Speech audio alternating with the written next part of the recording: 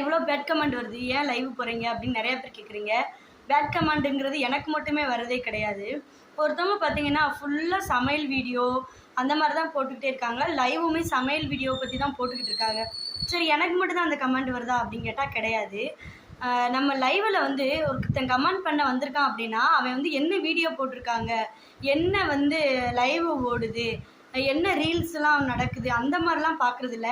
நான் எப்படி பேசுவேன், நான் இப்படி தான் பேசுவேன் அப்படின்னு சொல்லிட்டு அவன் வந்து என்ன பண்ணுறான், முடிவு பண்ணிட்டு வாரான் நம்ம லைவுக்கு.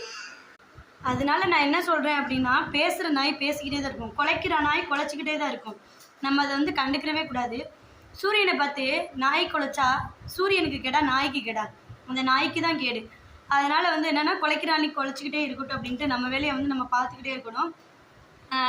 யாருமே வந்துட்டு வீடியோஸை பார்த்துலாம் கமெண்ட் கிடையாது. அவன் ஒன்று ஃபிக்ஸ் பண்ணிட்டு தான் வாரான் மைண்டில். அதனால் வந்து நம்ம அதெல்லாம் கண்டுக்கிறக்கூடாது. நம்மளுக்கு என்ன தேவையோ அதை நம்ம வந்து செஞ்சுக்கிட்டே தான் போகணும். சரியா? இவன் இப்படி போட்டானே அப்படின்னு சொல்லிட்டு யாரும் வந்து மனசை வருத்திக்கிட்டு நம்ம இப்படி பண்ணால் நம்ம நல்லா தானே வீடியோ போடுறோம், நம்மளுக்கு ஏன் அப்படி கமெண்ட் வருது அப்படின்னு நினைக்க வேணாம். நல்லா பண்ணுறவங்களுக்கும் சரி, தப்பாக பண்ணுறவங்களுக்கும் சரி அதே கமெண்ட் தான்.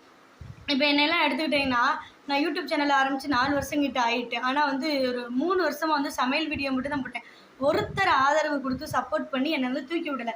நான் ஒரு ரீல்ஸ் எல்லாம் போட்ட பிறகு தான் கொஞ்சம் ரீச் ஆகி வந்தேன். அப்போ இதுலேருந்து என்ன தெரியுது, நல்ல வீடியோலாம் யாரும் போட்டாலும் சப்போர்ட் பண்ணுறதா இல்லை இந்த உலகத்தில். அதனால் என்ன பண்ணிட்டு நீங்கள் வருத்தப்படாதீங்க. கமெண்ட்டுங்கிறது வரட்டும், அது வாடு வந்துக்கிட்டே இருக்கட்டும், நீ வாட்டு கண்டுக்காதீங்க. கமெண்ட் அவங்க பண்ண இவங்க இப்படிலாம் கமெண்ட் பண்ணுறாங்கன்னு 4 பேர் பார்க்க இன்னும் தான் நம்ம ஃபேமஸ் ஆகிட்டு தான் போகிறோம். அதனால் வந்து வருத்தப்படாதீங்க. நீங்கள் வாட்டுக்கு உங்களுடைய வேலையை நீங்கள் செய்யுங்க. ஓகேங்களா? பாய்ங்க.